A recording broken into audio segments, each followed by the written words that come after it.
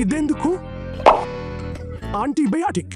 దీనికోసం సాధారణ తలనొప్పి మాత్రమే. తలనొప్పి కోసం యాంటీబయాటిక్ ఎవరైనా తీసుకుంటారా? అతను ఏదో తెలుసుకుని చేస్తారనుకుంటా. లేదు, అతనికి తెలియదు. అయితే మాట్లాడడం మానుకో. ముందుగా ఈ మండు కదిలించుకుందా. అవును అవును, ఇది మళ్ళీ సమ్మ కాల్చక ముందే చిన్న ప్రేగు పంపించుకున్నాం. అయ్యో, అక్కడే ఆగు. నిన్ను లోపలికి ఎవరు అనుమతించారు? రిలాక్స్ చాలు. ఓపెన్ దాయం కనిపించిండే, అందుకే లోపలికి రాలేదా? మీరు నాకు ఇంచొప్పగులరు. పక్కకు పో. హలో, అంటాపాడు అయింది. మేము ఇక్కడ చర్మంలో ఒక చీలిక రూపన్నాము. బ్యాక్టీరియా వేగంగా ప్రవేశిస్తోంది. వెంటనే వైట్ బ్లడ్ సెల్స్ రాబట్టి దీనిని తట్టుకోవాలని కోరుకుంటున్నాం. ఇక్కడికి ఎలా వచ్చావు? ఇంత త్వరగా నష్టాన్ని ఎలా చేశావు? నష్టం అలాంటిదా? నీకు నిజమైన నష్టం అంటే ఏంటో చూపిస్తాను. సరే, చూద్దాం. విన్నారా? మేము కష్టాలు ఉన్నాం. బ్యాక్టీరియా వేగంగా వ్యాపిస్తోంది. వైట్ బ్లడ్ సెల్స్ వారిని అడ్డుకోలేకపోయింది.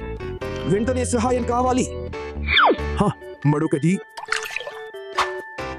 నువ్వు దొంగ. నువ్వు నీ సమానాన్ని కలిశాము. నిజంగా అది నాపై పని చేస్తుందని నీకు అనిపిస్తున్నదా? నేను మీ ఆపరేషన్లన్నిటికీ వ్యతిరేకంగా ఒక మార్గాన్ని కనుగొన్నాను. మీ ఆయుధాలు నాకు ఏమాత్రం హాని చేయలేవు.